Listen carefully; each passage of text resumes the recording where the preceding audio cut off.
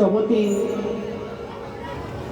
ভগবান ভক্তির সকল কিছু সইতে পারে। বাবা, তিনি যে ভক্তির সকল বোঝা বহিতে পারে, কিন্তু সইতে পারেন না ভক্তি দুটি বস্তু। একটি হলো সাধুগুরু বৈষ্ণবের হৃদয়ের অহংকার,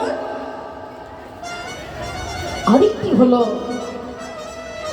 ভক্তি নয়নের বিজয়। বাবা, যে হৃদয়ে অহংকার থাকে,